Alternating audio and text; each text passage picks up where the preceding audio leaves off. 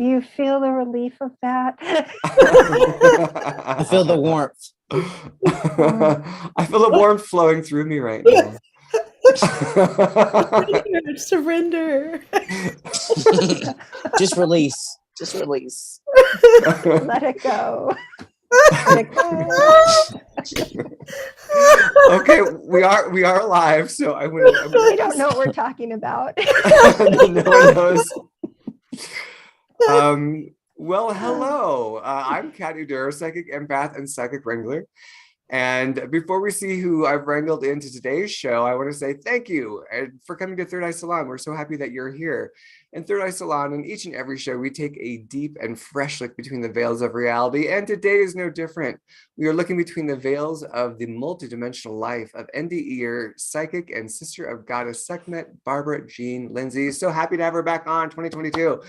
And so before we say hello to Ms. Barbara, let's say hello to Ms. Linda, psychic conscious business coach, our coach. Yes, I said that right. Hostess with the mostest, Linda Coulter-Burge. How are you, lady? I am doing so well. I woke up at 6 this morning being told I needed to get on the computer. It's like, oh, why? And then I spent 2 hours with tech support so that I could be here today. So that's why. Hi, everyone. I am going to be your live stream chat host. And as always, my policy is to play nice or get out. And that play nice turns into amazing conversations and lots of great questions. So if you have questions for Barbara Jean or for Jason or Kat or me, type them into the chat and we will do our best to get them onto the show, okay? And if you're not watching this live, you can also catch us on Apple and Spotify. So check us out there. That's made possible because you guys have been so wonderful buying us coffees through Third Eye Salon. And also make sure you join our Facebook group if you haven't, because the conversation usually continues there too. And we have wonderful things that show up in that unexpectedly for everyone. And with that, oh, Barbara Jean, I'm so happy to have you back. I had such an amazing experience the last time you were here. No expectations, maybe. It's my honor. Maybe I can go without my glasses again for an hour. This would be awesome. Welcome. Thank you for having me. Thank you so much. It's been way too long. I don't know how long, but it's been way too long. It's been long for sure. I just want to apologize. I can hear this. There's some air static happening, and we've not been able to find it before the show. So I do apologize for that. Please bear with us. Kat, yes. You're not visible again. And I went invisible again. Your camera's gone. I'm going to do the Carol Burnett thing like this every time. Okay. Well, if I'm looking, I'll see it. If I'm not looking, I won't see it. But yeah, just let me know. I want to also make sure we say hello to Mr. Jason Adkins. He is also a psychic medium, and he's an amazing channeler of art of your ET family and your ET guides and your ET fractal family. And he's got some interesting gentleman off to his right. Who is that you got with us today, Jason? To be honest with you, I don't even remember. I don't remember. I just remember being outside one day. I felt the push. And I was, oh, he has a see-through head, right? Like I can see the brain. So yeah, I've been, we'll just call him Chuck. It's Chuck. I'm glad to be here. Thank you. Well, we're glad that you are here. I'm trying to fiddle with my stuff here that's to make this work better, but we're just gonna have to, I do apologize for that sound in the background. We'll do our best. All right. Well, I'm going to flip my screen back over so we can learn a little bit more about Ms. Barbara Jean. So yeah, let me scroll down to that. So Barbara Jean Lindsey's near-death experience opened her to the true nature of her multidimensional existence, meeting the goddess Sekhmet during a visit to her temple in Egypt opened Barbara Jean to the fierce, loving lion nature of her heart. Today, we get to learn more about this funny, warm, and fascinating psychic, healer, and teacher of love. Barbara Jean Lindsey is an internationally acclaimed psychic, spiritual teacher, and healer for over 27 years. She is a radio personality, certified fire walking instructor, certified medical hypnotherapist, Qigong medical practitioner level 4, Reiki 2 practitioner, Interfaith minister, Glastonbury, England, sister of Avalon, certified hospice caretaker, all of those things, and also an author, because she has written or compiled the stories of Seized by Sekhmet, and also her NDE story, Dying for the Light. So this is a very thin book. You can buy this and read this in one night, and you'll be so happy you did. Great books, great information from Miss Barbara Jean. So with that, give us a thumbs up if you're curious about Barbara Jean's experiences, or if you're just a fan of Sekhmet and you want to tune into Sekhmet's energy today, which we will be invoking and inviting in. I'll be asking Barbara Jean to do that at some point here soon. So let's go ahead and hop in. And Barbara Jean, it's been a while since we've had you on the show, and it's been a crazy time on planet Earth. It's just getting crazier. But how have things been for you the past couple of years? I'm just curious. I feel like I went into kind of like where right before you're going to become a butterfly, but it's that cocoon part where you're like, God, there's got to be an end to this somewhere in this. And so I went through some real, not dark changes, but some things I needed to look at for myself. And so this is my first interview, maybe in a while, but I haven't done any talking for 2 years, And so it was a time to go in and really kind of clear off the sludge a little bit and come out happy again and remember who I am. Oh yeah, that's who I am in all of this, And so I'm in a good place. I'm in a really good place. So I'm going to have it because, you don't know where it's going to come from or where we're going to go. And I love that part, the mystery part. I love that part. And the old part of me would want to control that and have everything in order and everything, together and, my to-do list. And so kind of the new me is more like, oh, I'm going to slow down a lot. So I kind of was working with the 440 hertz, everything's tuned to, right? And so I know it's old news, but for me, I finally got the 432 hertz because I love Mozart when I'm writing. So I always put Mozart on my computer. And then I thought, well, what does that sound like at 432? And so I put it into 432, Mozart at 432. And I didn't like it because it wasn't fast enough, because I had that conditioning that Mozart's fast. It's like, this is how it all works. And so it took me a while, then I got it, that I'm supposed to slow down. And I just slow down and be in that natural rhythm, right? And for me, I'm a go-getter. I'm like doing 10 things at once. That's my favorite. And I thought, well, maybe it's old age too, because I'm going to be 70 this year, and I just thought, okay, maybe that's part of the wisdom of getting old, an elder, like is slowing down. And so the body is slowing down, but working with a strong body being communication too with that, and respecting my body. And I was talking with you, Kat, earlier, and I actually take naps. And I've never done that in my whole entire life, because I wanted to make sure I got things done, because we only have so much time, right? So there's a new me that's emerged. That's I remember when I was visiting Jamaica, it's like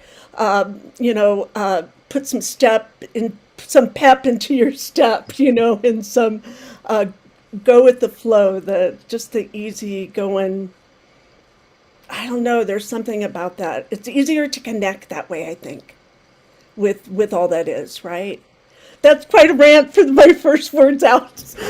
That's it, I guess. I'm done. Bye. No. I think that's good. I mean, we were talking the other night when we were having our pre-show and just our heart connection talk.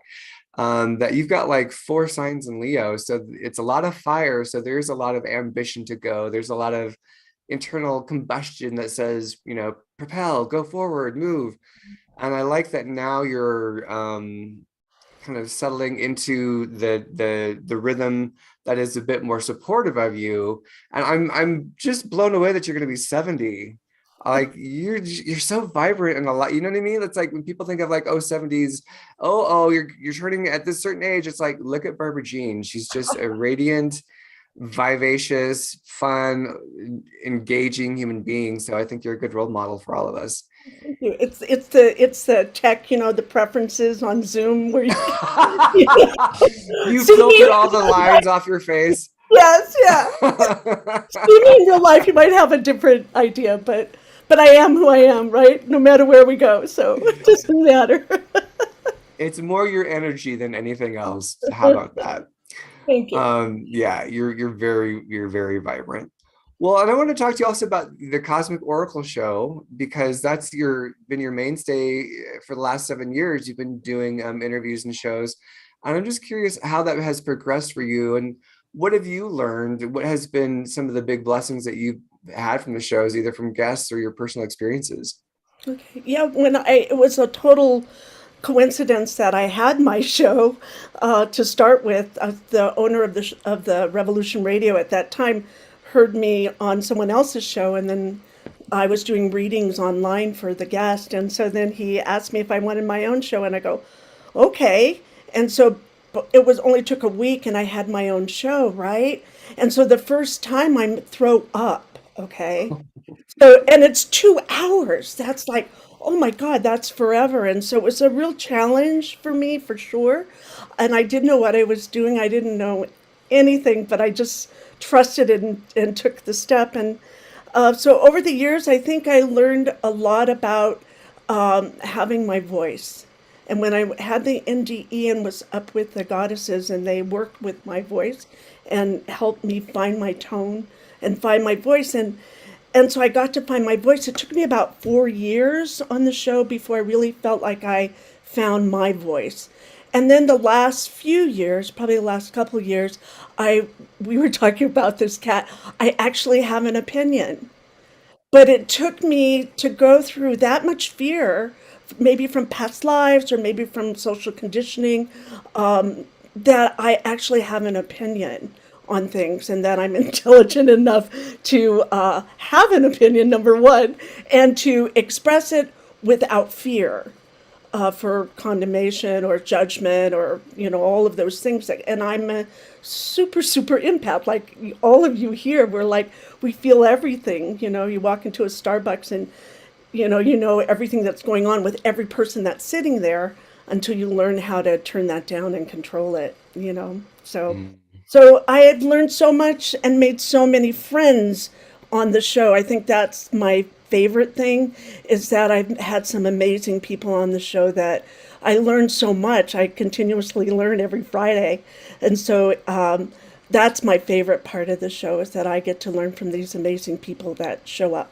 So I So guess. I was going to ask you, because did the NDE happen before your show started, or were you at what point did the NDE happen from when you started doing Well, Cosmic Oracle? it was 1989 when I had the near. Oh, that was It okay. was quite a time. I had to figure that out for myself, you know, all of the information and downloads, and make it real to myself, and travel the world and meet with teachers and grow and Mm. change, and know that, number one, when you have something like with contact, when you have something that extraordinary that expands your reality, the first thing you think, frack, am I crazy? You know, that, and you find out you're not crazy. You're not crazy at all. You're sensitive, and you're psychic, and you're intelligent, and you're, you know, you that's really who you are. That's what we're talking about today, this morning, is the extra dimensional parts of ourself. And so I've been kind of putting that parts of myself together for the last 30 years, and honoring it. Well, and one of the things I appreciated, I mean, when you say that, you finally have an opinion, I think about like how you're kind of really just holding space for that person who's on the show and letting them have the floor, and you're not trying to challenge them, but you're just there kind of as a student, whether you agree with it necessarily or not. You're there to let yourself be impacted by the information and consider it. Would that be fair to say? Oh, exactly. I think my job is to hold sacred space for them, right? Hold the space for them to express their truth. And we all have such wisdom to exchange with each other. And that's why I love doing radio, is you get to connect with all these people, and it's free and no calories. So Calorie free. There you go. Gluten free, all of the frees. Um, well, I was wondering, like, if you have any guests that come to mind that really kind of blew you away, or if there's any content that stands out. I mean, obviously 7 years, it's a lot of content to reminisce over, but if there's any moments that pop into consciousness. yeah, I think one of my favorite guests always is Brad Olson. And we talked about, I just love him. He's always moving and changing and with the flow, and has a finger on the pulse of the planet. And so I love when he comes on the show. I think he's one of my favorites.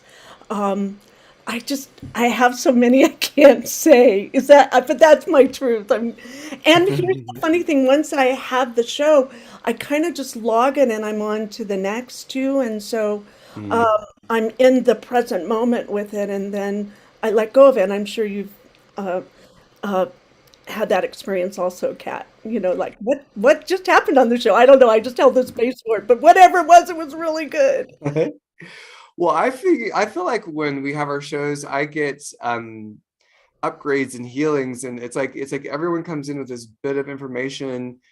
I mean, not always, but usually, like, people come with a bit of information that either challenges the way that I think, or expands the way that I think, expands my perceptions, or I experience some kind of like internal epiphany, and there's like healing going on. So that's why it's kind of like our a little, I won't call it a church, but like, we do this every Saturday, and it is like a sacred place for people to come to and sit down and hang out with your friends while we get to have these upgrades and downloads and all that. And it is kind of like our little third eye church in a way.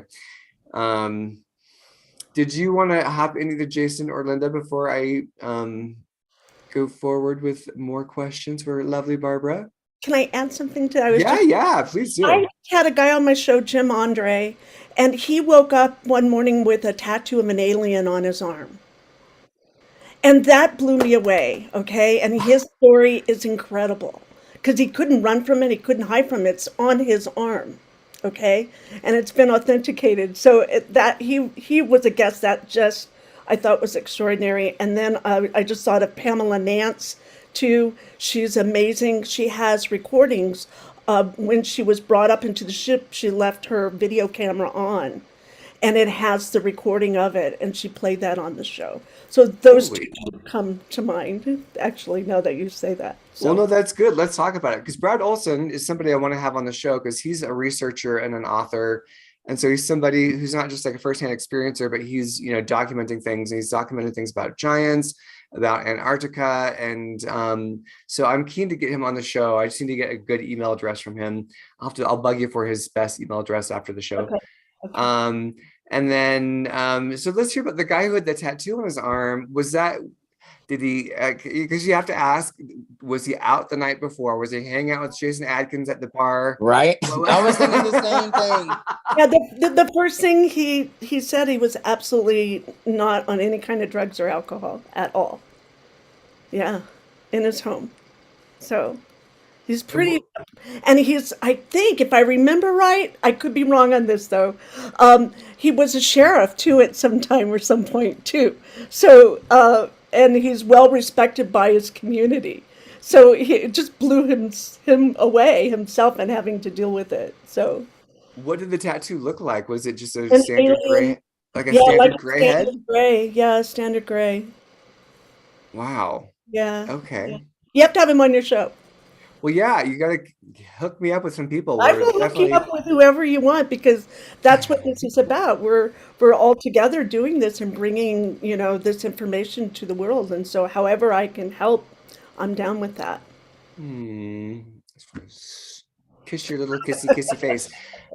So then what about the gal, her name Pamela? You said Yeah. that is it a recording? Does she just disappear? Like, do the grays, are they in the screenshot? Like, are people, what's happening with the camera recording with It's that not a kissy? video, it's just an audio. Oh, an audio. Oh, okay.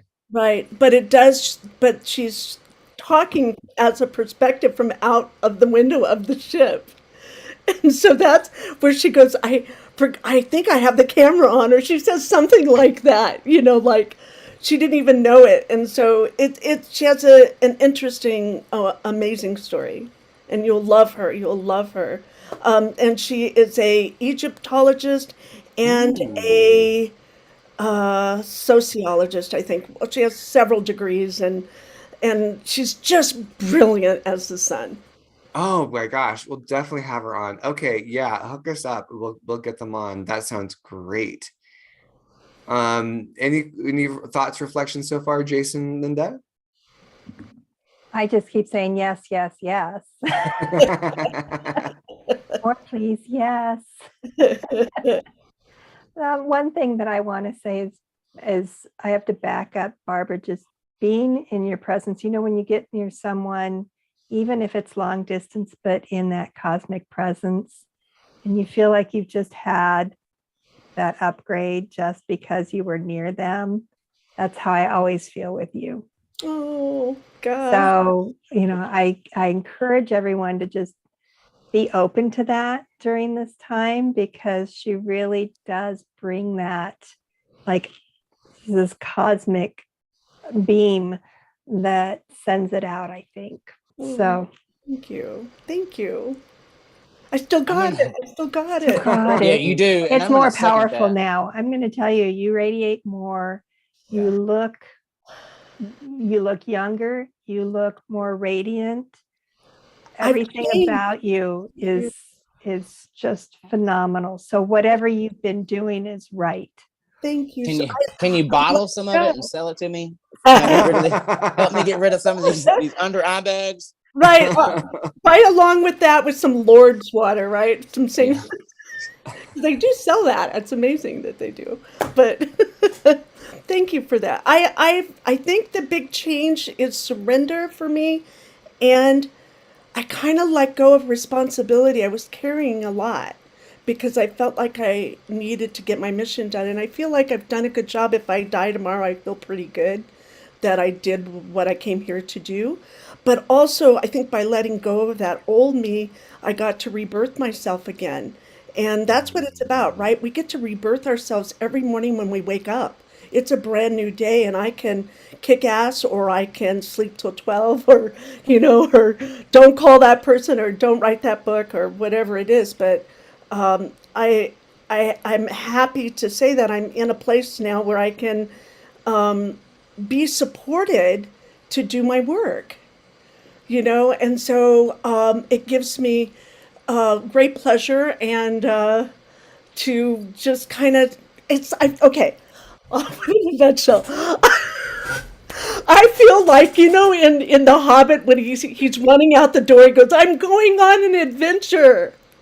I don't know if you know that scene, but I love that scene. And that's what I feel like right now. I'm on a great adventure, and I am open to receive and give and have some fun and celebrate and learn and grow and transform and shake things up. And Leos in the summer, see, are the best. Leo's in the summer? Yeah, because it's summertime and everything's bloom and everything's gorgeous and everything's like having orgasms everywhere. It's kind of like that. So is your dominant sign Leo, or your birth sign Leo? My sun sign's Leo and my moon sign's Leo. And I forget where all the other Leos are, but I have a Pisces rising. And then I have Venus in family. So I think that helps. And I had a near-death experience on December 4th, 1989. I think that's part of who I am now, too. because I should have two charts, one for the earth and one Ooh. for the afterlife school. Well, the rebirth, like, Yeah. it's true because it's like, I mean, I think there's something really valid in that. Like, what is your astrological sign when you were reborn back into your body? And how does that, because that's real, all where all the planets were at, where how things were flowing in that moment where you left and came back. That's still another cross section of where consciousness met physical matter, and it is a birth moment, a rebirth moment. I I think think so. that's a fascinating that'd be a fascinating research for someone to do, to see, to do that with NDEers and see what their astrological chart is from the point of their NDE versus what it was, and see what people feel more aligned to. Yeah. Because it's funny, as a Leo, like I was saying this to you before, I've lived with somebody who was a triple Leo, and he just, wow, was he a challenge for me? At least I have Leo rising, and so I do have some of that, that fire that comes through. I'm a double fire sign, but like you're very generous, you're very giving. You're not like me, which is kind of my experience with that lovely individual. And so you just don't have that. You're very gregarious and generous. And So I'm intense to be around, okay? Because that's what I have some of my friends. Wow, you're intense to be around. I go, well, thank you. oh, I love it. I don't find you intense at all. I find you engaging AF. Well, I like to have fun, that's for sure. If you're not going to have fun, then don't do it. Then don't That's hang out with me. yes, exactly, exactly. And I think there's more of me here now because I let go of whatever that was holding me back, and you don't have to know what it is. It's like if you get shot with an arrow, you don't have to read the arrow before you take it out. Just take the arrow out and get on with it, right? Don't get stuck in all of that. But I think we're here to celebrate if we can keep our vibration up and connect with one another. I think that's going to help us through these next changes, right? It's our connection with one another, and that's why you do this work, Katman and Linda and Jason. It's the connection, the human connection, and if we can all. I have a friend who was on my show, Kevin Anderson, just recently, and he said his dream and his work is, I think he calls it the Headless Movement, and you can have him on your show. But it's about having the people connect heart to heart, 8 million people, however many people, 8 billion people are on the planet. If we could do that for just a minute, it would change everything, And it's taking responsibility also. And I think, I hear I'm going all over the place. A part of it is taking action. We can have these amazing concepts and these amazing ideas, but we have to take action in the world, or it's to why bother, right? So I try to take a lot of action in my life and do a lot of good, hopefully, through it. So. Well, absolutely. I think you very much do. And I want to talk about that. Definitely, I've got notes here to talk about the future and love in action, which I know also Linda really aligns to as well. But I wanted to talk a little bit, just kind of connect into your NDE and your multidimensional self, in so much that, like, as you've gone through this rebirth in the last couple of years, and you've kind of sloughed off old parts of you, have you felt like aspects of the NDE have become more alive inside of you? Or because I know that it's one of those things you can remember it like yesterday, right? Because it's a dimension. It's a dimension. You're able to remember it like that. And do you find that, like, those dimensions are just more vibrant inside of you, and you're accessing aspects of yourself? Or what is your experience of that? I think when it first happened, I didn't know who I was. I knew that just buying stuff and working at a job wasn't going to get it for me. And I had everything. I had the family, I had the kids, I had the vacation, I had a beautiful house, I owned a fine art gallery, I was a successful businesswoman, all of those things. But it wasn't enough for me. I knew there had to be something more. And so, and I got it in the NGE, right? So I was, I call it after school, after life school. And I met a guardian there, and I met a group of beings called the Watchers. They're 8 foot tall. They have square shoulders. They have white hoods and white robes, and I never got to see their face. And so they took me to afterlife school. So they gave me, and how they teach is how I like to teach now, is through experiences. So they gave me 5 different experiences. And in those experiences, I got to see how they work with different things. And just in this morning's meditation, I try and meditate at least an hour every day. That's my key, right? Everyone finds their way that works for them, whether that's walking or singing or gardening, whatever that is. But that's how I'm closest to sources in meditation. And so when I just went there the first time, the first NDE, it's like you have the first NDE and then you keep going back to gather more information from it. So, and to use that information in the world. And so what happened in this morning's meditation, and I probably should thank Linda and all of you there for kind of holding that information for me, because I was in meditation, and in meditation, I got the download when I was I went up to this beautiful temple floating in the middle of the cosmos, right? It looks like a Greek temple, of a circular Greek temple, and in the middle of the temple is a hologram of the earth floating in there. And then there's a group of these beings, these 8-foot beings, the Watchers, all around it, and they're humming this really low hum right together. And they point to me, it's all telepathic, and I grab their hands and we hold it, right? And they're looking at the earth, and their work is to protect her, right? And they're always there, they're always going to be there, they've been there forever. And I'm a part of them, but I didn't get that. I was so kind of just being me there, that now in today's meditation, I was the earth was me. We were all the earth, and the earth was us. And so it took me 33 years, okay? But I finally got an aha from that star family is me, and I'm with that group. I'm a watcher. I'm one of those shiny ones, and it's hard for me to say that, but it's a new empowerment of myself. When that higher self steps in, and this is what I'm about. And maybe tomorrow I'll change my mind, but right now in this moment, I feel the best I've felt in a very, very long time. That I'm finally have the information. I know who I am. I know why I'm here. And I know I'm a connection of all of that, and how to work with that, weave that, and be very thankful, grateful, humble for it, because, and I had to learn to love myself with all my crap. That took forever, because we talked about this, Kat, I have a real strong critic, and I'm a skeptic. So, hey, let's give that to her and see how she does with that, So Yeah, I resonate with that a lot in terms of that, like loving other people and having grace for them is so much easier than for yourself. And yet here's the vessel that like all this good stuff wants to come through. And as long as you're like denying it because you're not good enough yet, then you wouldn't be in the experience that you're having now, where you're just so receptive and so willing to play on the edge and not attached to like getting it done and getting it done right, getting it done fast. Getting more done, like that's been set to the side so you could radiate.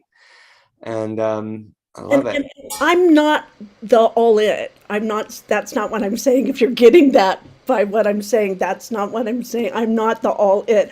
I just found out who I am and where I fit in the big picture of all this. And for me, I get to have an out breath with that.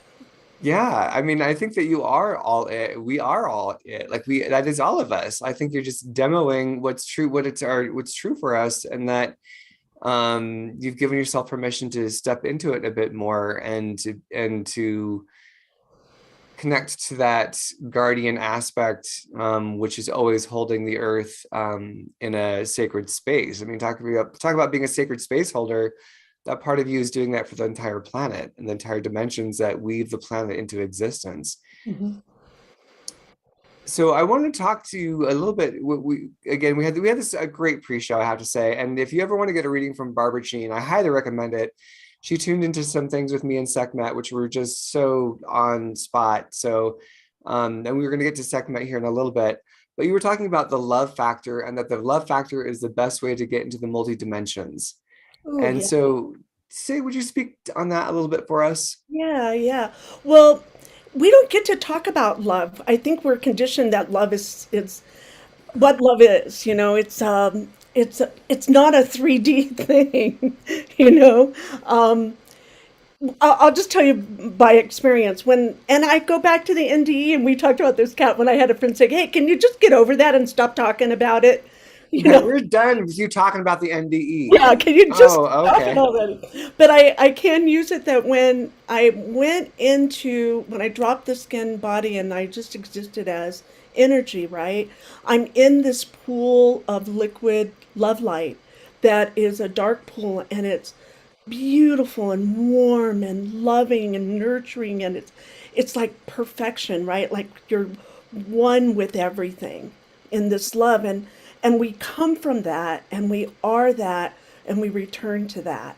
And it's beyond anything that we can create or think of here on the earth, you know. And we are good creators, and we are creators, and that's, I feel like, when we're the closest to spirit is when we do create, whatever it is, paintings or knitting or dancing or whatever that is. But if you can sit in that love part, right, that fits, and it fits in your heart, but I also fit in the third eye, because that's where that real connection is. That's where that soul center is.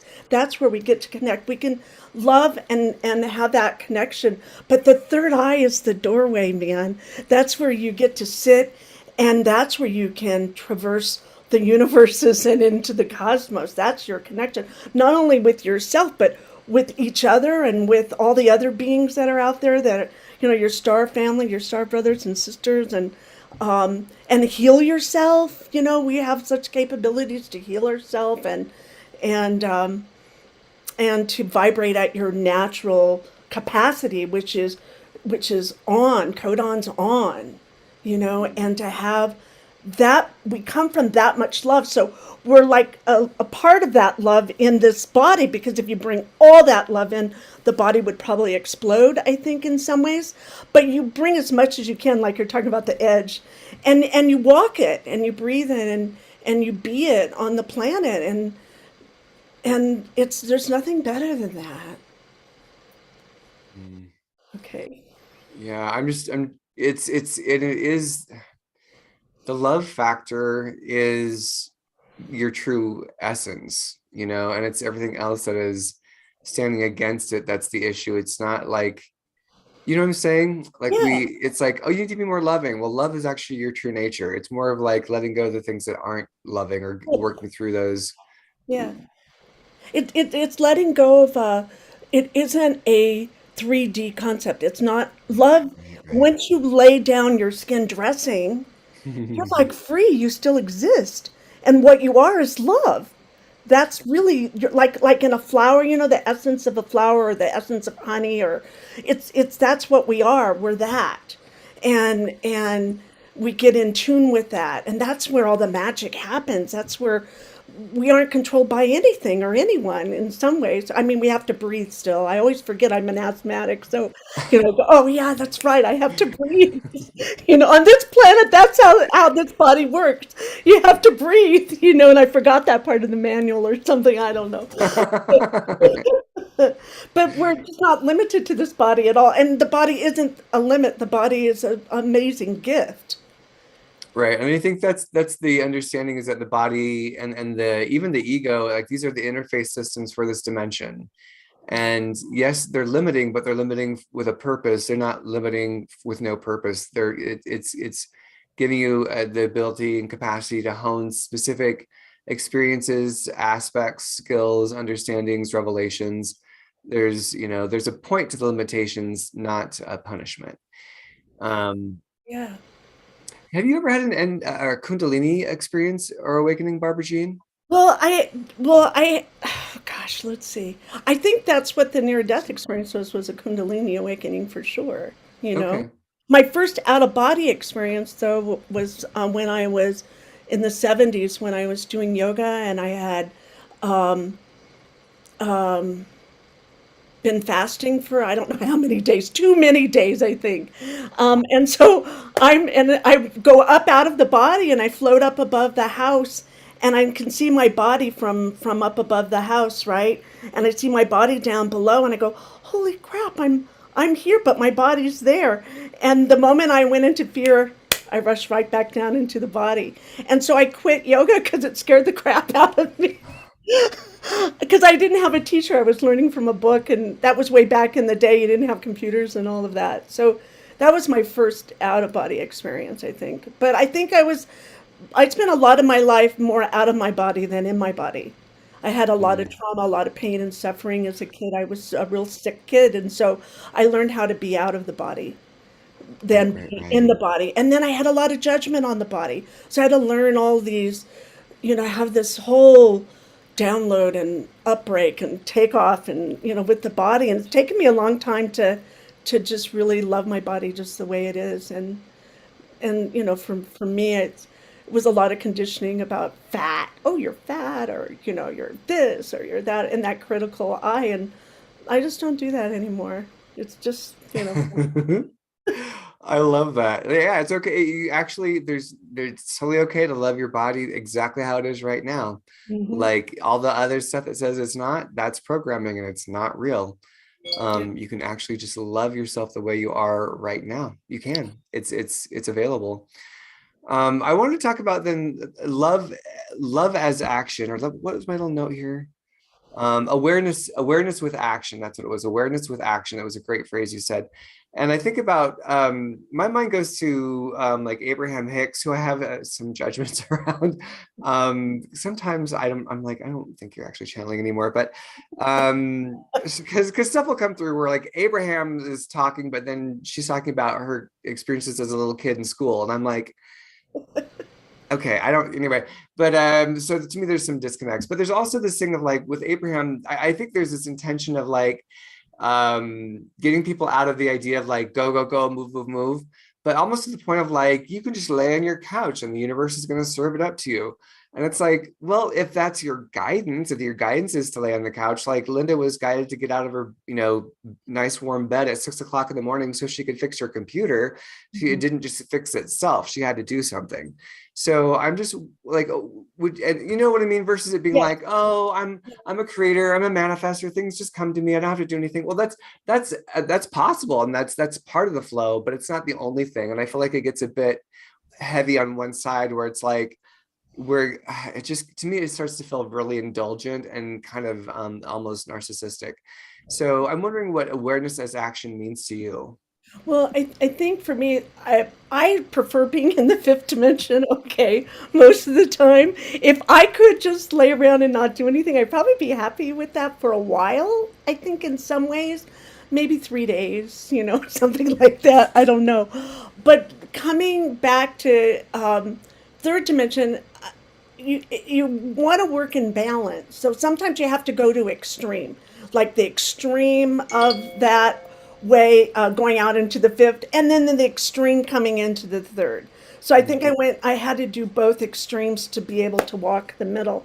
And I think because I went out so far that I have 3 kids that I had to put through college, so I couldn't be that out there all the time. I had to be in on the third, but I kind of still kick and scream a little bit about being having to do the things that you need to do and be responsible. But I know how to be responsible. I've been responsible, most of my life. I'm a good grandmother. I'm a good sister. I'm a good mother. I've been there. But I'd like to just. I wish we could all just play and have fun and create music and art and dance and not have to work at anything unless we really love it and enjoy it. So I call you. I guess that's a romantic. I'm probably a romantic for sure. But I know the systems that we have don't serve us, right? And so part of it is I think finding the balance in that, And when I first had my NDE and going on my journey, I was always having the PG&E taken and the lights were going to be turned off. And, because I made my living doing readings and healings, and I've done that for 33 years now. And so it was hard. It isn't an easy life. You do have to trust and learn your intuition. And I'm probably going off on a tangent here. But it somehow, some way, the rent got paid. Somehow, some way, because I was doing what I came here to do. And it can be really hard, and it can be harsh. You know that, Kat, right? Yeah. And to learn in a way that's kind of almost a shamanic journey, in that way, because you're not only doing it for yourself, but you're doing it for all of humanity as well. But then I'm going to go to one more thing. Okay, because it's coming, and so not that I'm channeling it all. We talked about that earlier, but it's oh, did I lose it? I might have lost it. Shoot! But sometimes the downloads come, and so yeah, I just lost it. So. That's okay. That's okay. It'll come back. Because we were just talking about, like awareness is action. I'll bring us back to that point, and it'll thread itself back through. You said earlier, there's a lot of changes coming up. A lot of changes we're going through. And, I don't see you freaking out. I also don't see you being like, well, I'm going to turn 70. I won't be here much longer anyway, so it doesn't impact me. Like, you're not checking out. You're also not in fear. It's like you're saying awareness, action through awareness, or awareness as action. And it's something that when we were talking to the lovely Sue Walker last week, looking at all the things that could happen on the planet, both Angela and I were both like, oh, it's awareness. We both tuned into the same thing. It's about living in awareness. And I'm just wondering what your take is on that. Like, all the things that are going on the planet, they're just, for us at this time seem just implosion after implosion after implosion. And how is awareness the way through?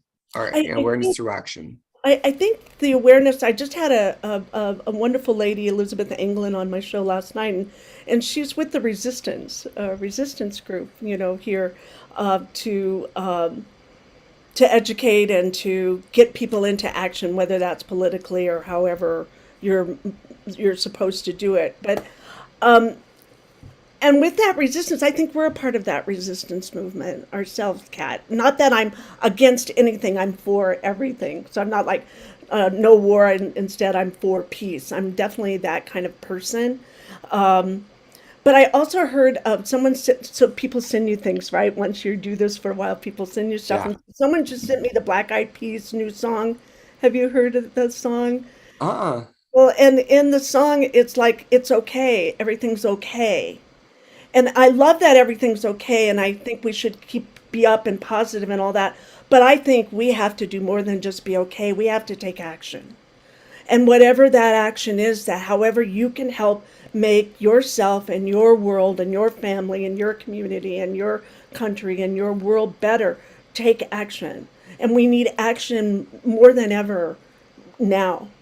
And if you'll be guided to what that action is, if you don't know, just in your meditation or your walk, just say, talk with our spirits, right? That's our extra dimensional communication. We're all communicators. We can talk with them. They're right there with us. This room is crowded. They're into this right now. Okay, they're all here. They have the big lighters, hey, that's that's from the old days. But it's like, they're here and they want to serve, they want to help, but we have to do it. That's why we're here. We were the lucky ones. We got a body, and we're in this body to create and manifest and change stuff that's really wrong here. And we talked about that earlier, Katman, about like sex trafficking. You got to take action on that. You can't just have a concept. Oh yeah, that's horrible. First, the light's on it, right? You put the light on it, so the awareness is on it, so that we can make some big changes. And what have I done lately to stop that? So to have someone on my show about that would be a good idea.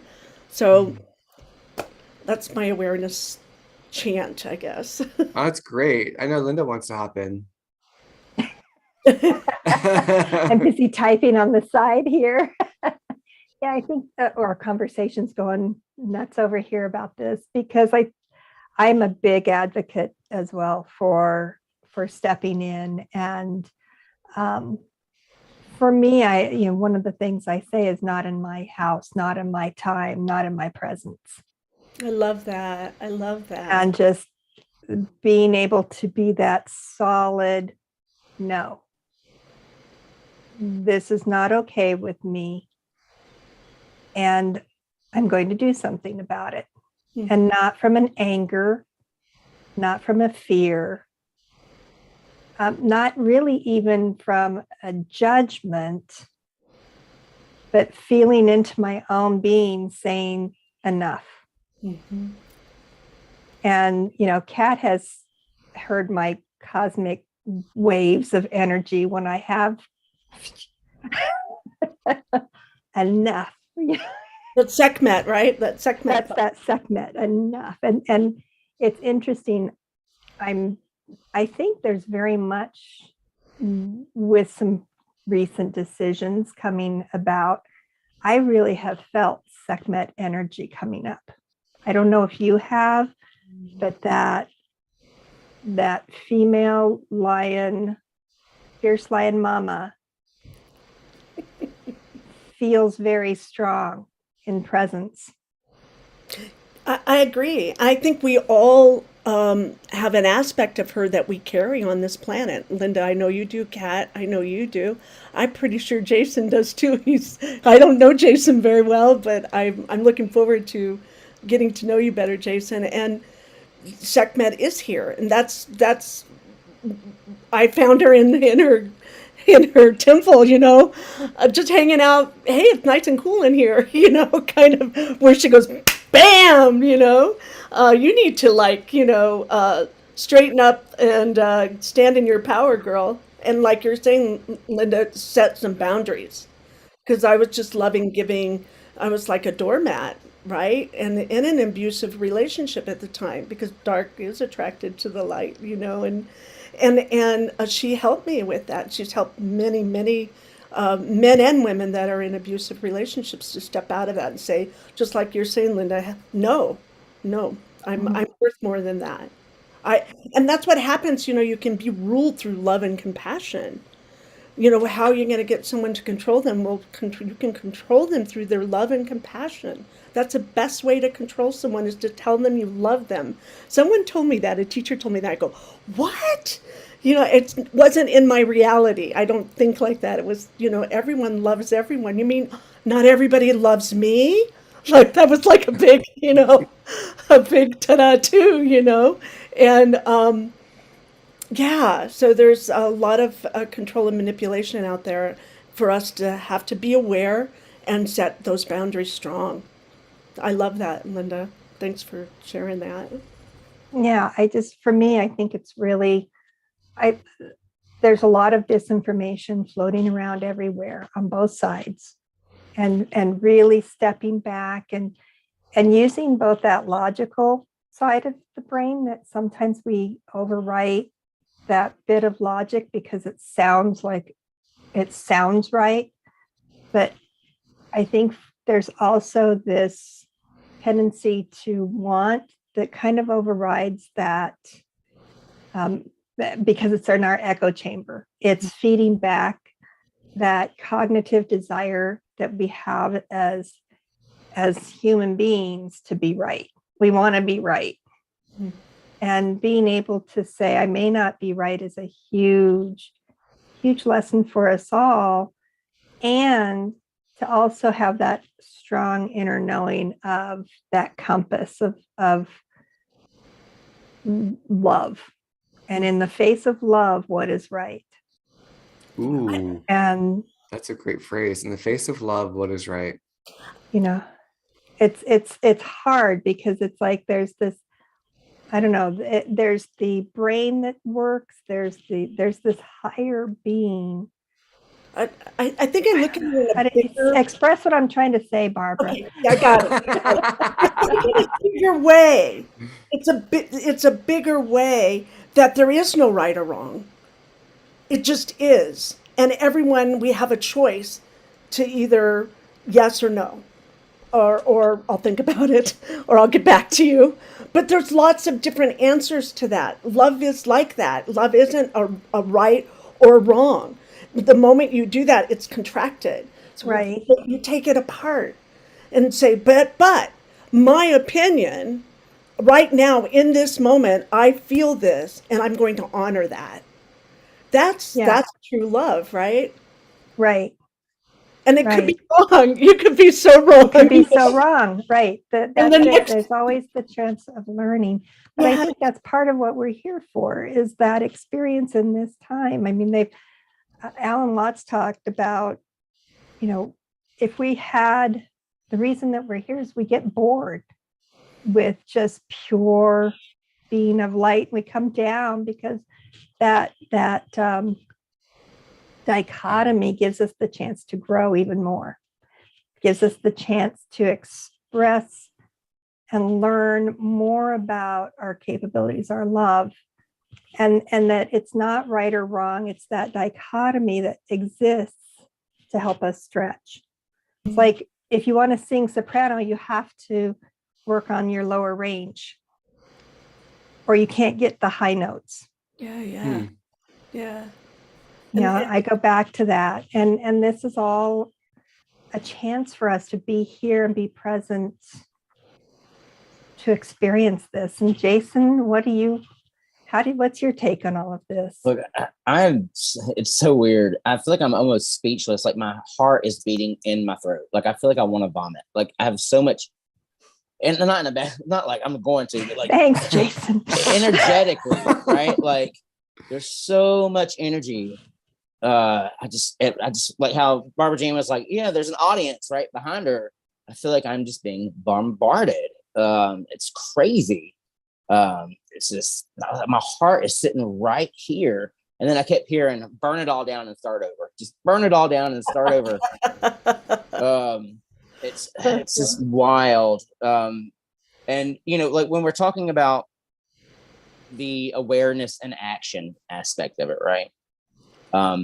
It doesn't always have to be this grandiose moment, right? Like for me, in my experience, just having the quote unquote balls, right? To when I had an awareness of someone or of an energy around them, taking the action to share that, right? Made me not feel as crazy, right? Because then you get the validation.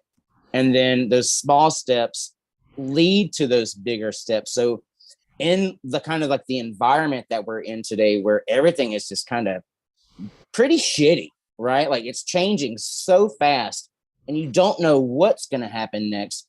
Having those small moments of validation are really going to help you take action when you get those bigger pushes, right? Mm-hmm. So when that bigger message comes through and it's like, hey, you know what?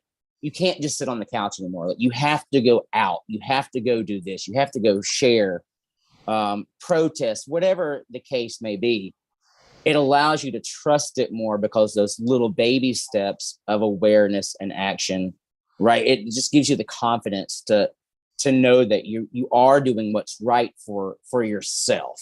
Mm-hmm. And God, I'm telling you, like this energy it's so strong. And when we get into Sekhmet, I have some stuff to say because I reached out last night when I was on the porch. I was like, hey, like, come say hello. But they're saying, and she did, and several of them, because I've been writing as we've been going through, and some of the stuff you've been talking about, like I've written down like pillars, right, like archetypes, like representation. So I'll bring it up when we kind of get into that aspect. Mm-hmm. But yeah, like that just that Xena energy, right, like that warrior princess. But there's also the balance, right? Because not only is Sekhmet like this warrior, she's also a healer, right? So there's the duality of sometimes in order to heal, you have to take the action, right? You have to pull the sword out and cut away what's not working in order to heal the whole. Mm-hmm. I am just flushed. Jason, I'm so flushed. Good. You're looking Jason, right before you say every sentence, I'm seeing the image of what you're saying before you say the sentence. Crazy. Yay! Yeah. Look, Crazy. Third Eye Salon. yeah, third eye. Um, You're being Jason, you're in a transmission right now. You're in Yeah, a, I am shaking. it's wonderful. Don't be I know you're not afraid. So, but just breathe through it and let go, because you're going to be different from this. Yeah, Because we it's just super said intense. hello to a lot of you that you hadn't Yeah. said hello to before. Okay. You know, I almost feel like I've taken mushrooms and my trip is about to start. You know what I'm talking about? When you say like, but that's like you have to breathe that's- through it. yeah. But that's the real reality. That's another real reality, right? So Jason, last time Barbara was on, Sekhmet came through me. So I think that might be happening am to you. So feeling if it. you I think like that's want to just start awesome. talking and let us shut up, just put your hand up and like, I got something to say. yeah, exactly. If you feel like something's, feel free to be like, I need to, this is coming through. Yeah, own that space with us. Do a Sekhmet thing and own your space. And I'm holding space for everyone here too. It's not just me here, you know. Well, and just to kind of, we can kind of maybe put a little an end to this thing, or not end to it, but a capstone here. That like, I think the whole thing of like, when you're in the love vibration, it becomes clear like what's in alignment to love and what's against a love. What is offering freedom? What's offering slavery? What's offering expansion? What's offering contraction? And when you're going to be in alignment with love, that's where the not on my time, not on my watch comes through, because it's not in alignment to the love that wants to liberate, you know, like the lion of liberation, like that's, you know, freeing people, bringing people back into their wholeness, and having that discernment of, oh, that's acting against, you know, you're oppressing the humans. We're going to come in and we're going to, you know, we're not going to let you oppress the humans. We're not going to let you do this, because we're here to be advocates and protectors for them. Would you agree with that, Miss Barbara, as you're tuning in? I can see you tuning in over there. Oh, I am. I'm just kind of wow, I don't know where to start with that in some ways. We have such protection because there's so much love for us, right?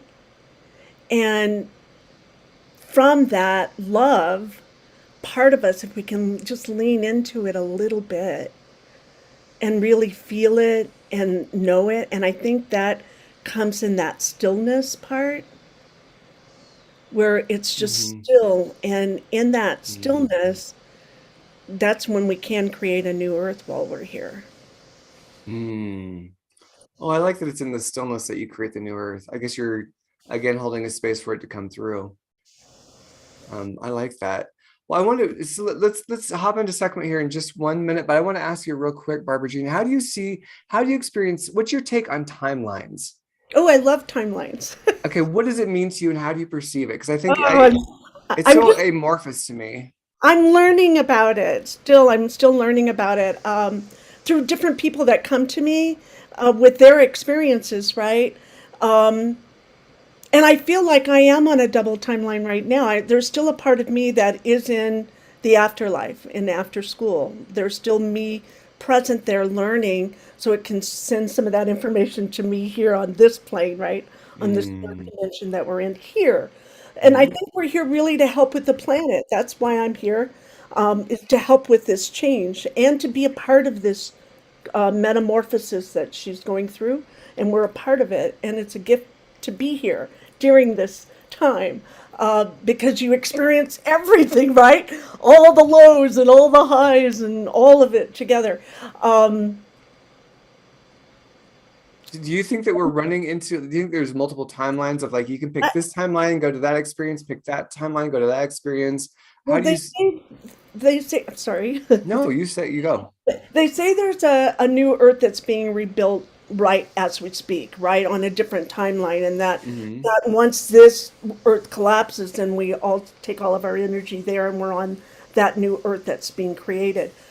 I kind of feel like we're creating that new Earth while we're here at the same time. So it's kind of like we're quantum jumping, where you jump from, a glass of water into the next glass of water, right? That's right there the whole time. And it's just in a perspective. So what I'm saying, I'm living this life now, third dimension, with a fifth, sixth, seventh, eighth dimension perspective. So I don't really need another world to do that. I can just be that here. So it would be my perspective of this beautiful planet that we're on. So I guess because I'm here now, I want to be like fully present and fully turned on and really have this experience. To be, some of my energy is on another timeline, but I don't think a lot of it. I think just a little bit of it. But I have seen people who you just want to just smack them and say, "Hey, you're here. Do something. You're here." Like that. I'm not so much like that anymore. That was at the beginning, but yeah, there are times, and I have a client that and a friend. She became a friend. And I talked about this on my show last night, but on a timeline, and where she called me and said, "Look, I did something really bad in another timeline. So they sent me here on this timeline to be like a prison." And she goes, "I can't get out of it. And I'm so miserable. I hate this timeline. I'm in a really beautiful time on Earth when it was really beautiful and people were kind to one another and respected one another." And she goes, and she was pretty miserable. And so I worked with her for a few years, and then she just disappeared.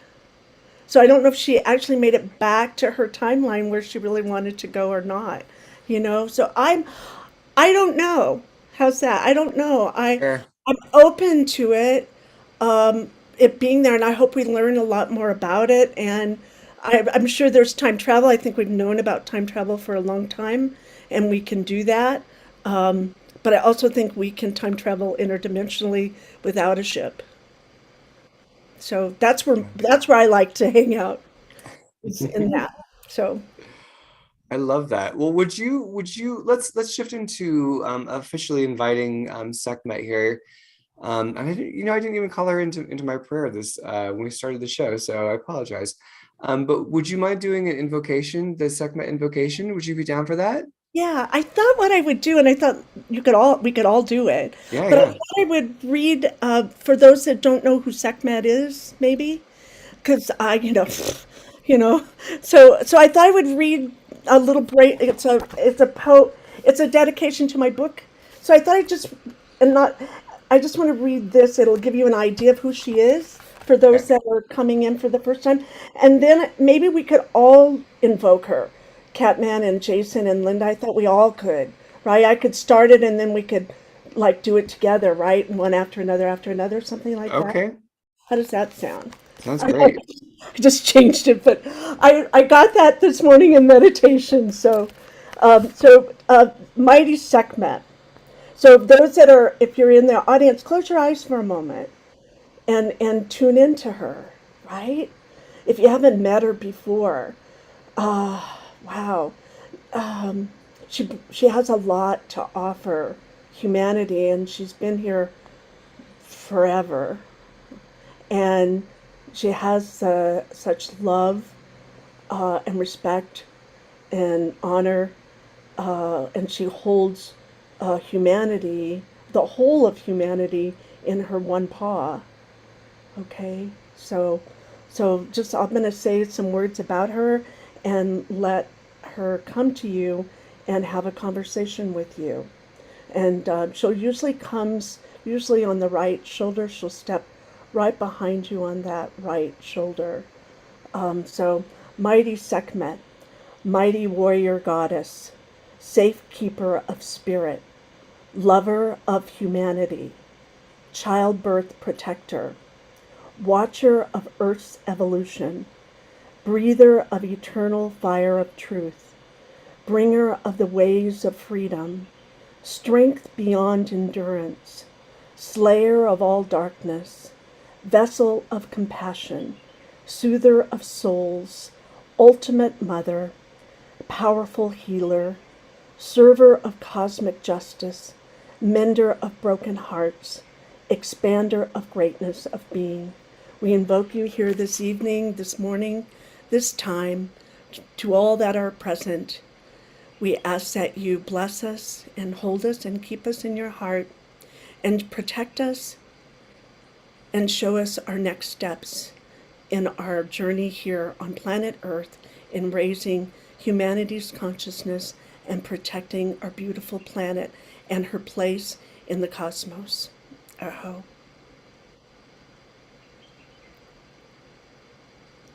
Okay, Catman, you're next. I'm next. So am I just to give a random invocation Yeah, from random. my heart? Okay. Yeah. All right. Well, all right, then I'll do that.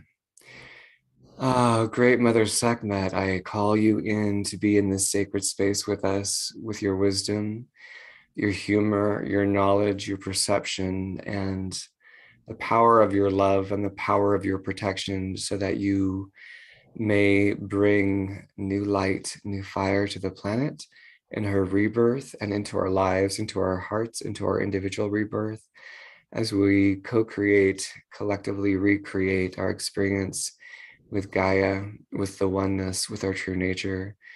Thank you for being a herald, an ambassador, a forerunner of the great love from which we all were born and to which we all return. You are welcome in this space, absolutely, with love and gratitude. Thank you. Thank you. And I can, yeah.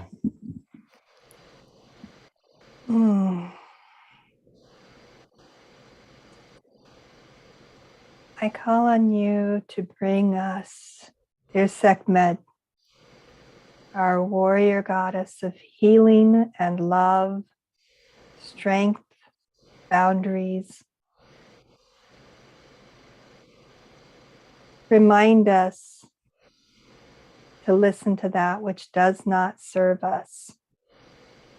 Give us the strength, the solidness that you bring to this planet, to each being, the ability to hold those boundaries, be it boundaries of negativity that we bring on to ourselves, and in actuality, what was reflected back to us from others. Allow us to see it for what it is, and allow us to bring that energy, that strength, that warrior wisdom to front and center. And with that, in one hand, a staff of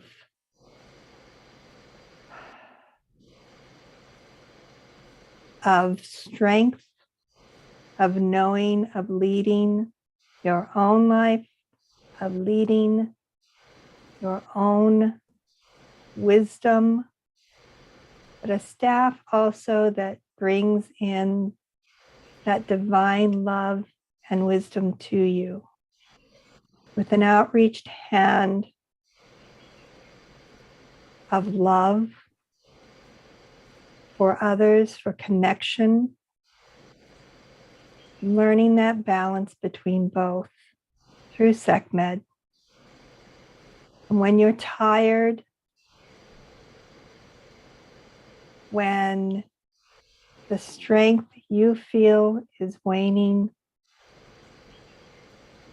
ask Sekhmet to step in, step beside you, and whisper the words of wisdom you need to hear. Feel the strength within you that she brings as a reminder of who you truly are. I ask that she step in with each of us in our space now to remind us each of our true being, our true powers, our abilities as healers to heal ourselves and to offer the healing for this planet and for others, remembering that it is their choice in how they use that or not. Our boundaries are for ourselves as well as others. Allow the centeredness and strength, this Sekhmet, to come in. And the wisdom of the ages, where she's seen the unsettledness of our times over the millennia. She's witnessed it come and go, and understands that this too shall pass, and that sometimes action is needed for that to be so.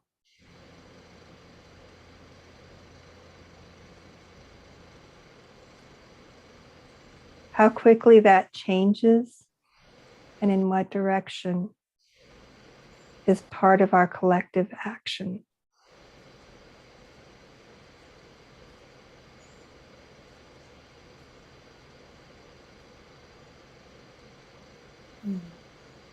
Thank you. Thank you. And Jason. Okay, so I feel like I'm gonna do this a little differently. She's like, be true to yourself, right? I am not a wordsmith. I am not. But as Barbara Jane, as soon as you started yours, she said, sit up straight. I had my legs crossed at the ankle. She said, uncross your legs. She said, that's why you're shaking. Because she was like, I'm already here. There's no need to invoke, right? I'm already here. Right. But I'm blocked. She's like, I was blocking the energy. So she's like, uncross your legs, sit up straight. She said, every chair you sit in is a throne. Oh. Every chair, right? And she showed me the image of, like, your standard, like, pharaohs sitting in Egypt, in the throne. She said, every chair. Every chair that you sit in is a throne, right? Regardless of the chair. So sit in it as if you are the god or goddess, right? Which is your true self. I also do not feel like she is alone. I feel that one hand here, I have the other hand here, yes. And I've seen this hawk flying out of the window the entire time. And I really want to associate that with Ra, right? Like the bird head. If she's the lion, he's the bird, right? I think that I looked it up on Wikipedia before I got here. I think that's her father. Hawk is the Horus, and that was I had a hawk come yesterday, fly over my house, and was outside my house for a good 20 minutes, half hour, right there doing the same. Yeah, thing. I've seen ever since we started.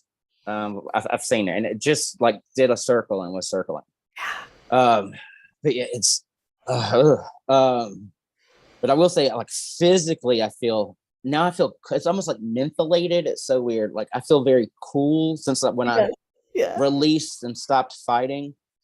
Yeah, but it's very much this message of treat yourself, like royalty, because we are, right? We are those gods and goddesses. And no matter what your position, no matter, right, like our human perception of power and position, because we always want to have levels and rank everything.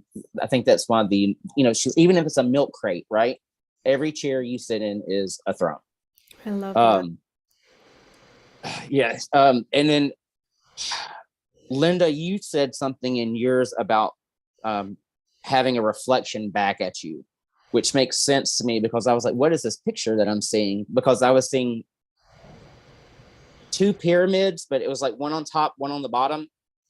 Almost like if a pyramid was in front of a river or a body of water, it would be reflected, right? So like the reflection of the triangle, so almost like a diamond, but cut in half, right? So it's two triangles, which she said, I was like, what?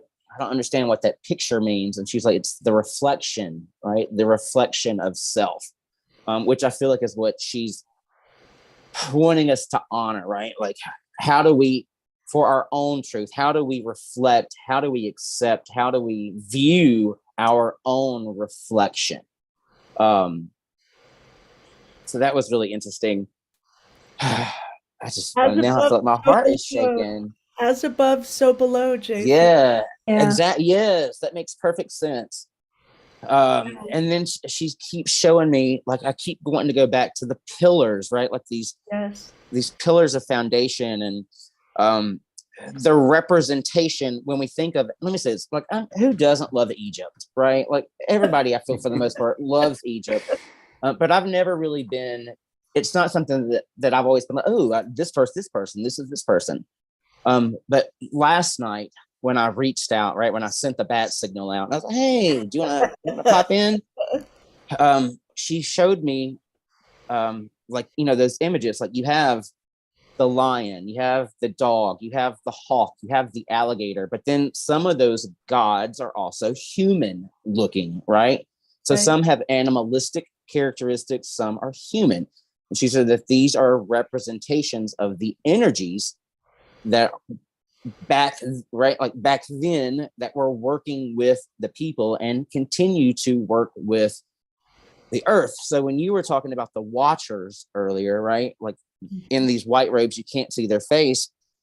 That's kind of the visual that I got of them taking their hoods off and then being those different Egyptian archetypes, right?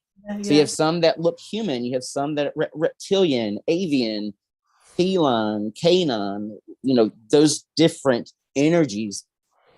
And she showed, and when you talked about being in this like temple and like in this circle, like that's how I see that, like one here, like in a circle, like surrounding. We're in her interdimensional temple right now. Yeah, I feel it. Yes. Yes. So sit up straight and uncross your legs.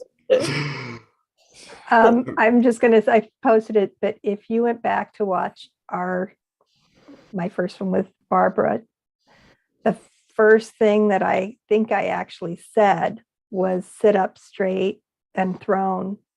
And I had two pillars, and my background was two pillars on each side. Now I forgot about that. And I got really frustrated because everybody was laughing and lighthearted, and it was like, this is serious. like it was so like when I need to call on that, this is serious.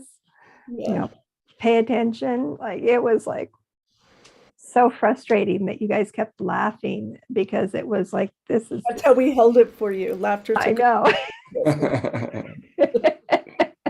Let's offer her up now. I think we'll do that. Katman, is that cool with you or do you want to keep going, or do you want to offer this temple up? And what do you mean offer her up? I don't understand. It's like where you take her and her energy and you offer her up and give her thanks for being with us here today. It's let's hang. Temple. We're not done yet. She's not leaving. Okay. I No. All right. There's more. Okay, I wasn't sure. No, that's good. Because one of the things that we talked about, and I'm also just Wendy asked what a Merkaba was. So in our chat, so I just sent a little thing for that to Wendy. It is basically the sacred two pyramids intersecting and being in the center, and generally each pyramid is spinning the other direction, creating a vortex. That's my higgly-piggly language for that. But when we had talked about Sekhmet the other night, you were sharing a lucid dream that somebody had shared with you about Sekhmet, and that there were many Sekhmets coming off of a ship, right, to the planet. Would you share that dream with us? Yeah, I had a wonderful person when I was starting to write my book about Sekhmet. I had no plan to do that whatsoever, so it's a total miracle that it's here, and everything all came together rather quickly. And there was a young man who had this amazing story, but he didn't feel quite comfortable putting it in book form. But he said I could share it if I wanted to, but not in book form. And so he had this lucid dream, and he was on another planet, and it was, and then he came down on the Earth plane. He's on the Earth plane, and there's lots of people that need help. They're in like a battle, kind of a battle scene, and it's humans that are in battle, and the humans are battling these like monster beings, right? And they don't know what to do, and they're totally losing the battle pretty quickly.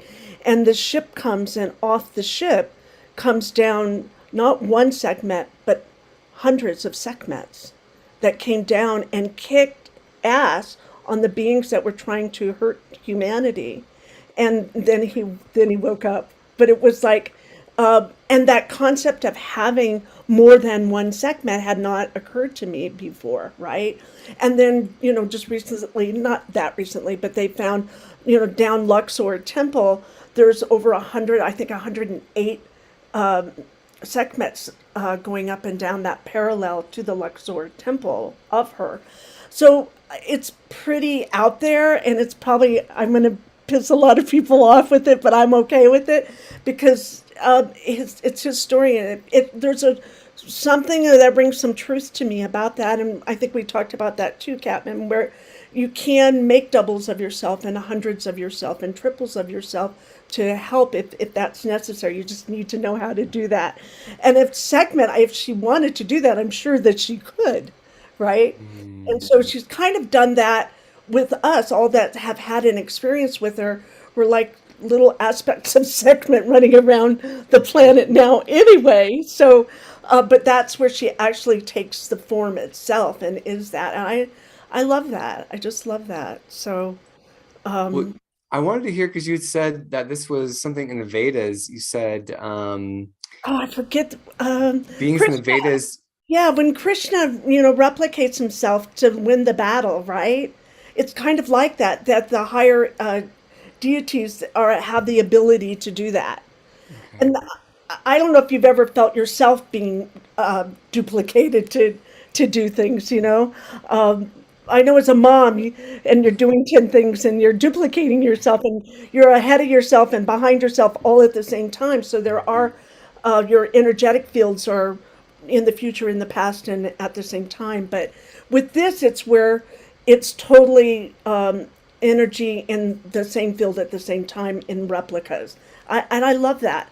It's kind of right up there with the timeline thing in a way, right? Well, and that's what makes me think. I mean, I love the idea of there being an army of Sekhmets. I just love that idea. That just makes me so happy on a core level. But I'm wondering, was he seeing the Sekhmets coming out in mass during, was it the current times? Was it in ancient times? Was there any other information he had around that you recall? She's always been here. She's never left. That's what the book's about. All those people that are in that book are had an experience of her. So she's an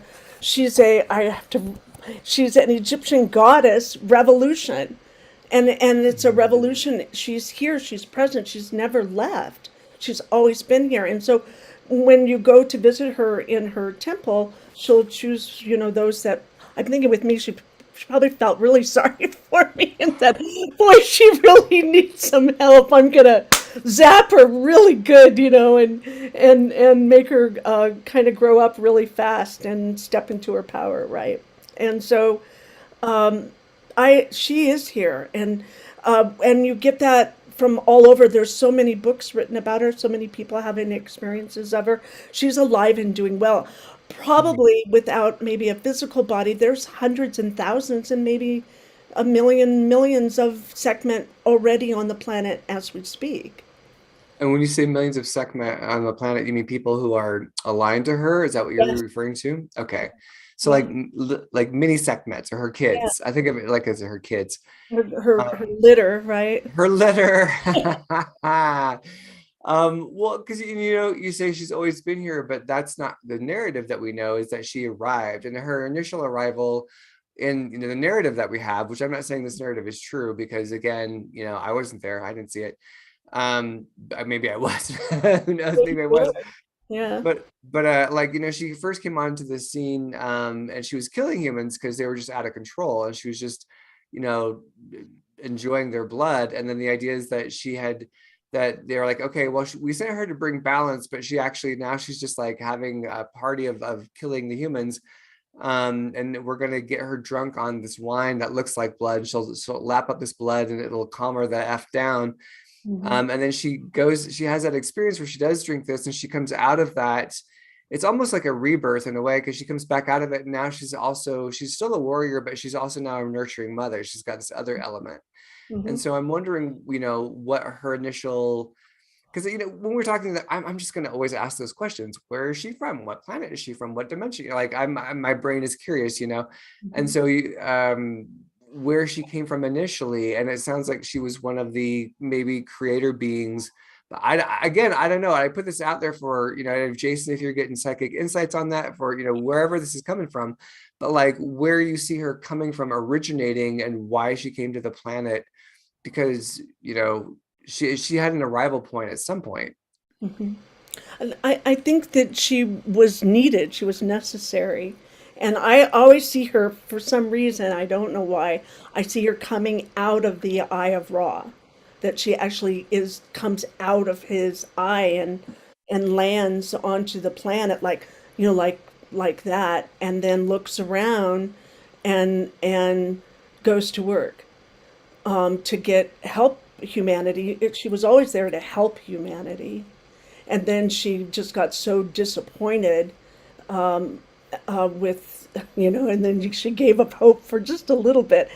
And then she got it back together. And I think we do that in our life where we lose hope and we're in it and we let go. And so there's that aspect of ourself that's a warrior, and there's that aspect of ourself that has a nurturing part of ourselves as well, to nurture ourselves and the world. So she kind of represents us as humans as well, by just her living her story and her life.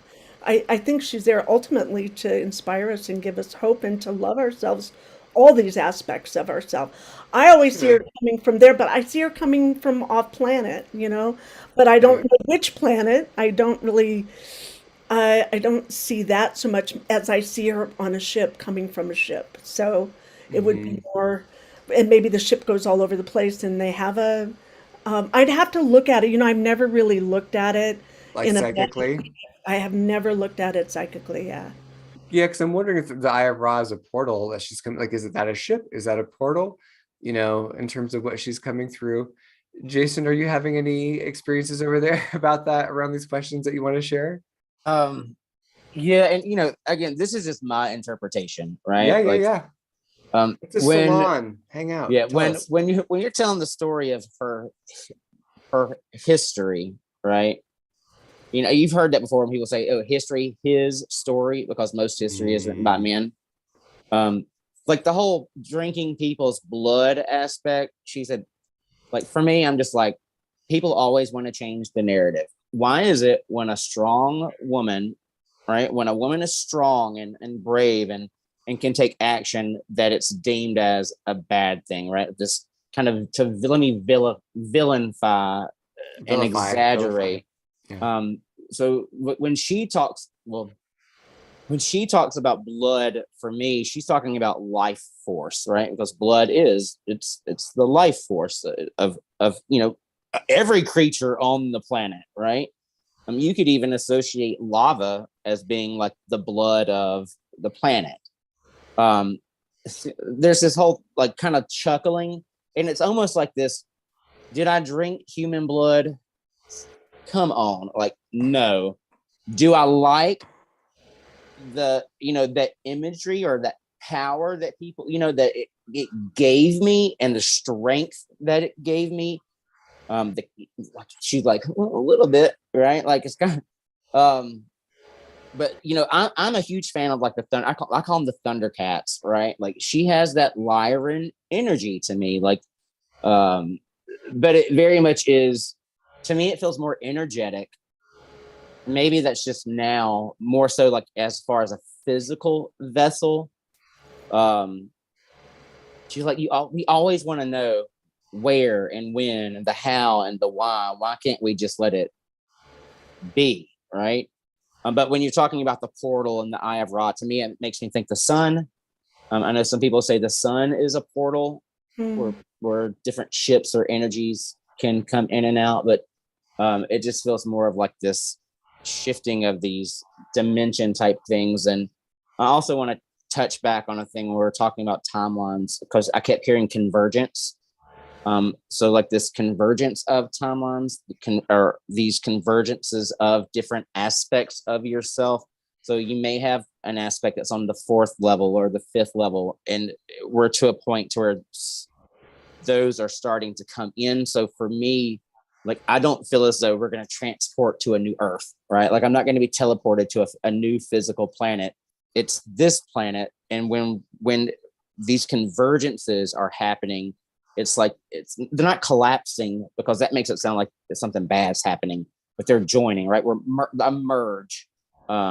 I don't know if anybody watches not Lois and Clark, but the Superman show on Superman CW. and Lois. And that's kind of what they're doing now. Like, yeah. the bad guys, like, they're merging 2 different aspects of themselves to become gods, right? That's what the story is about right now. That's using my library of mental images and my Notu, that's kind of what they pull out as kind of what's happening here. And that is going to really kind of help the shift.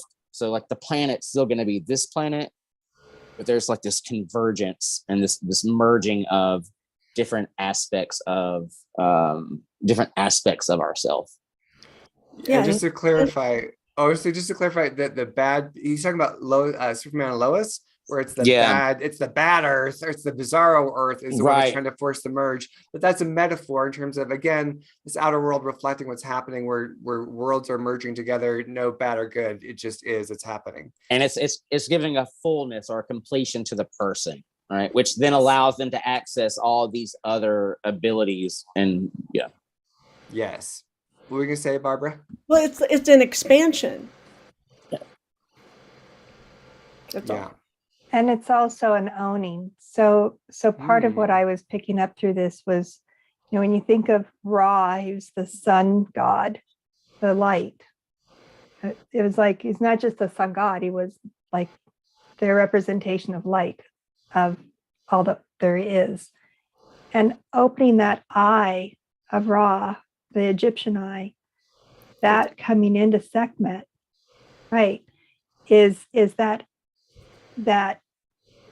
embodiment of this in how it shows up in our world. The spilling of the blood, I think, was people killing people. And again, her warrior, when they say she ate people, I think it's that energy that comes forth. And in that beginning phase was just battle, was just war for wars. In the uglier side of war, it was that aspect coming out. And then for me, that second phase that came through was that softer, gentler, healing side. There's a place for embracing this balance of strength and healing. And I do think in some aspects that, Jason, when women have power, and she came in as a female goddess, that there is some blame that happens. Oh, she was horrible. She did this and did that. But I think it was the upheaval that was happening. And I think that energy, I think at the beginning, it was, again, that pendulum going back and forth. It's what was. And what was at the beginning was war, was this bloodbath. And then bringing it back into this more centered fold. I don't know, what are you thinking, Barbara? I see you going not quite right, but no, I'm thinking, well, it's I went back to my experience, because that's all I know, and in that, it's where we have to go to battle. Mm-hmm. We have to battle the evil. We have to battle that stops us, or whatever. We have to go to battle. And if we're going to go to battle, let's kick ass. Yeah. And let's just go for it 100%. And you just go for it. And then you finish your job. It's completed. You take your rest. You go into that stillness. And then that's your past, and you can look towards the future, right? And that can be And that's how I see our earth happening. Our earth itself has been in this battle for so long that we are those segments are coming and we're going to go to battle and we're saying, not on our watch, like you were saying, Linda, no more. And so we hit this stillness and we connect with who we are in our divine, and then we can recreate this earth, right? We get to redream it. There is an Eden here, and maybe that's not the best word, but it's here all along. It's never gone away. It's always been here. And I think I'll segue a little bit to the Sasquatch holding that for us as a gift to humanity. It's never left, and they've held it for us. And so I just love her. I just adore her. I just I'm so thankful because I was always told to be nice, kind, loving, and generous. Right. And I really was really good at that. And she's the first entity, the first loving being to say, gave me permission that I don't have to do that anymore. That sometimes Right. the best thing to do is to kick ass. Yeah. You know? I get that very strongly as well. Yeah. Yeah. And there's just this when I was channeling her and it came through again, as with Jason, as you were talking, it was like, again, before you said every single word, I was seeing those images coming through. It's like, yep, he's going to talk about the pillars. Yep. He's going to talk throne. Yeah. It was just like all of those things were coming through. And there was, again, that seriousness of take this serious. Like, Well, take this it is time serious. Yeah. And I think that is part of this is I think she's very much a protector of the planet as well. Yeah. And she's had a lot of patience with us, right? Yeah. I I think it's like, you guys can do this or some serious butt's going to get kicked. Mm-hmm. Which is it? Are you getting anything on that, Jason? Is Miss Linda sharing that? Oh yeah, it all feels truth to me. Mm-hmm. I feel us floating in her temple. I really do. We're in the cosmic temple, and I can really feel we're in her temple space itself, in between the dimensions as we're having this. I also got when we were talking about the cubs coming down, the Sekhmets, that is us all embodying that aspect of her. Yeah. We are those. Yeah. And there's lots of us. Versions. Yeah. And with each of us, as that part of us emerges, I think that's part of what's happening. Yeah. And so she's an aspect of us that we often have dormant. Yeah. But not out today. Today we're changing all that. Yeah. Well, and isn't it interesting? I mean, like the battles was where you build the strength. Because I'm not I'm just kind of battle. Like I'm like, battles. Ugh, I can't. But at the same time, there's that thing of like, you don't know your strength until it's challenged. You don't know how powerful you are until someone pushes against your boundary. You know what your boundaries are until someone pushes against them sometimes. And, lately there's a battle about bodily autonomy. And, that's, for me, that's been going on for, last year at least, where like, what are you going to do? What are you going to agree to? What are you going to put into your body? What are you going to allow into your body? And I just see that being extended. Like there's a desire to co-opt our physical bodies and what we're allowing to put into them, what we're allowed to do with them, what we'll say yes to, and again, very much on the female front, like is are women allowed to be sovereign over their bodies?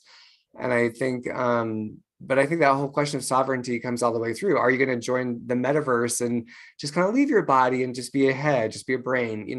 Like, what are you willing to say yes to? Where's your boundary at? And you don't know that until someone steps up to your boundary and challenges it. And then that's where the sword comes out, where it's like, no more. And yeah, definitely Xena, Princess Warrior type energy of like, I said no, I meant no. And, my blade will enforce no. So that's up to you if you're going to challenge my blade, but I already said no. Yeah, when she came to me in my life, I was going through a really intense divorce, and I didn't know how to battle. I didn't understand war. Okay. And so, and this person was out to take me down and take me out with no, and totally gleefully enjoying that. And I just had not, I just kind of took it. I was taking it. And I think that's what pissed her off so much is like, you don't have to do that. It's okay to defend yourself. And then if you are going to defend yourself, then to play offense. And I had never played offense. I had always played defense. And I didn't understand about offense. And if you can play offense, then you might not have to have a battle at all. Wow. Well Yeah. said. I got chills on that one. Absolutely. I also, as you were talking, there was this just the presence, like the power is in the presence. And the reason that there is a staff and not a, some of them depict as a sword, but when I was with her, it was a staff. Yeah. And it was like holding your ground and looking someone in the eye, saying, this ends now. Mm-hmm.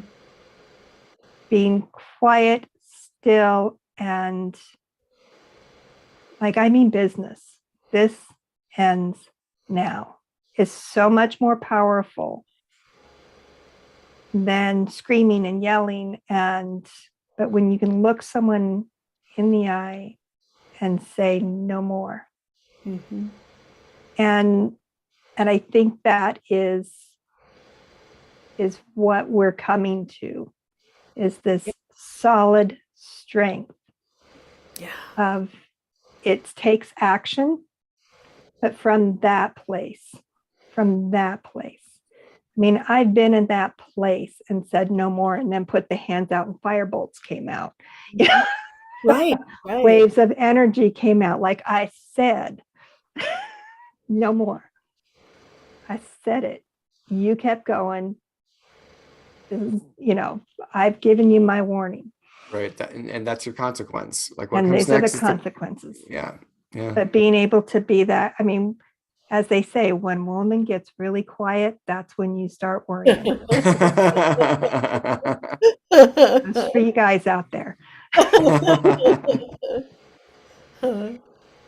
Well, we have got about 12 minutes left with the amazing Barbara Jean. So let's go ahead and close our invocation.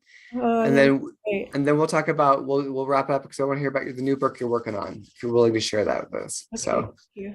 So Great Spirit, Mother, Father, God, all that is, all that was, all that will be. We thank you, Sekhmet, our beloved Sekhmet, for your time here with us today. I can feel you as you go through from my right to the left, as she places her love on all of us and all of those listening.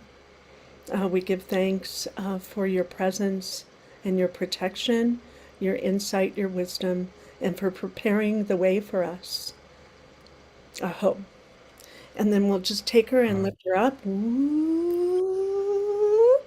the light shining like the sun that she is, radiating her love, her light, her protection across the cosmos. And so it is. Nice. So it is. Thank you. Oh my gosh. So tell us about the new book that you're working on. What you doing, lady? Well, I'm writing on. I told my son it's all my son's fault, and so it's my. It's Ambassador to the Light, because it's a trilogy, and so this is the part after the NDE where you're all expanding. You go, what the heck? Now what do I do? And it goes through all the places that I went and all my experiences I've had with extraterrestrials, interdimensionals, just all these wild, crazy adventures I've had around the planet. I'll tell stories about being in crop circles in Glastonbury, of course, being in Hawaii with so I'm just going to go through all of my adventures. So I've been just really lucky to meet all these amazing people and to have adventures with him, like Chief Geronimo III. I spent an afternoon with him. He was 108. Just little things that coincidentally show up in my life. And so I'm just going to talk about that. And then I'll have some teachings in it that I received about how to bring in a guardian and how to do some other things. I have 100 pages done. And I'm just gonna have fun with it. And it's one of these days I'm gonna write a story that I don't have to tell like the truth. You know what I mean? Because the truth you can't create or change. So sometimes when I'm writing it, I've already experienced it. I'm thinking, will anyone else think that this is worth value of putting on paper? But it's about, and so my friend, I'm working with a wonderful publisher, and she wants to call it, we were laughing, but she said we should call it the Adventures of a Wild Psychic. That's what we should really call it. And so that might be the real working title for it, because I've been really lucky to have all kinds of wild, crazy, out there experiences. And so that's what it's about. And I want to take you on a journey and on a ride so that you feel it as you're going through these adventures and change and transformation along with me. So, Yes, please. That sounds awesome. Thank you. So, and I'm going to encourage you to do audiobooks and read them, because there's power in your voice when you speak the words. Thank you. Thank you. Yeah, I love it. That's a good idea. I mean, this time I have a little bit more support. When I wrote the first book, I had absolutely no money. I totally self-published it myself. There's mistakes. There's all kinds of stuff, but it's a miracle I got it out, right? And because I'm not a writer, but what I found after writing is that I am a writer, just like Kat's a writer. Thank you. One of the things I loved about, okay, we're going to go off on a side note. One of the things I loved about Eddie Izzard's book is that he read the book, but then he stopped, said, "No, this isn't in the book, but I'm going to tell you this." Oh, I like that. And so he wasn't that. sticking straight to the book. It was, and what's happened since then? I'm going to tell you this. Oh, I like that. What the book doesn't say is, and it was this whole other world that you didn't get if you didn't do the audiobook. Oh, I love that. I like that. I'm going to do that. That's what's happened with writing. I keep forgetting there's another story. So in the middle of the night, I'll go, and so I'll go put it in red. Oh, I got to talk about the story when the spaceship came down at South Point in Hawaii with 7 fishermen and me. And so, oh yeah, I got to tell that story, and then I have backup with it because I have the newspaper from Hawaii and that sort of thing to prove sightings and that kind of thing. So, my Lord, we should have talked about that. Buried the lead, Barbara Jean. Part 3. Part 3. Yeah, well, I hope that I have my book done by August 18th. So that's okay. the soft deadline. So thank you. Yeah, well, that's good. Then we'll have you back on in the fall and talk about your book. Thank you so much. Yeah, of course. Is there any any last words of inspiration or anything that you'd like to share with the audience before we go? That we are multidimensional, and I had never given myself permission to write, and I found that I was a writer. And I've been painting. And I really love to paint, and I really love that you're painting, Jason, because I'm not a painter, but I'm painting, and I'm really enjoying it. And it's where I find a real close connection with spirit, is through painting. And I also found that I'm a poet, that I love that when it's ready and it comes, that I should write it. And I love talking. So we're this multidimensional aspects of ourselves if we explore them, at least explore them, right? Yeah, absolutely. And I think Sekhmet was such a great way of being able to experience some multidimensional energy right there, and how worlds are merging, and she's heralding that that rebirth. One of the heralds. I don't want to put it all on her shoulders, but she's definitely an advocate. Mm-hmm. working with us on that. So I'm going to go ahead and toss. So thank you, Ms. Barbara. Love you so much. I'm going to switch our view to Brady Bunch view here. I'm going to toss the mic to Ms. Linda so she can start our list of gratitudes.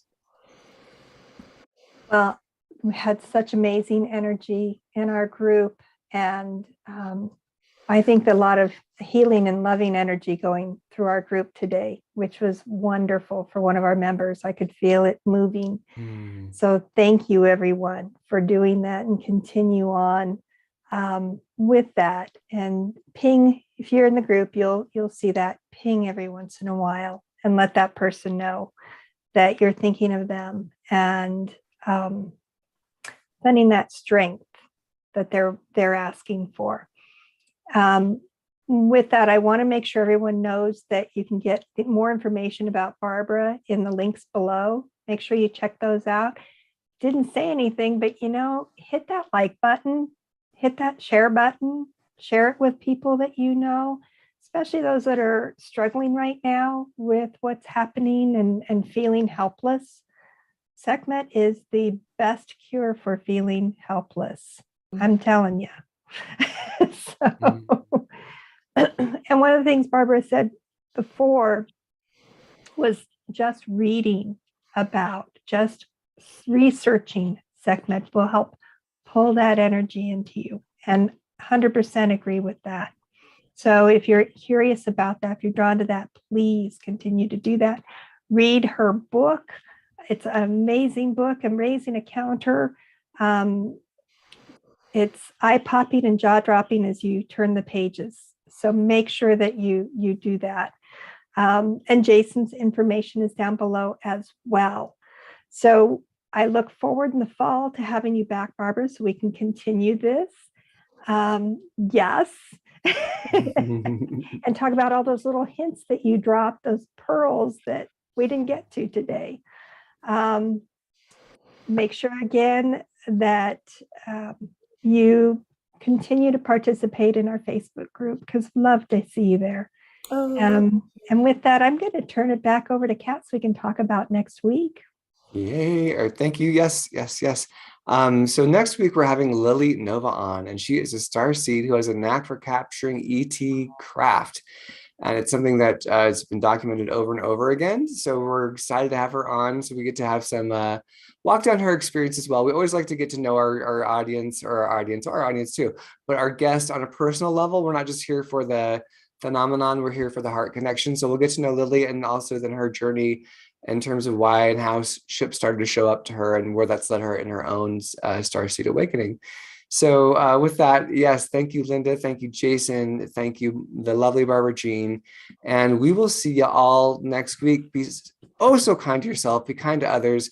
We love you. Please take care, and we'll talk to you very soon. Bye, everyone. Thank you. Bye.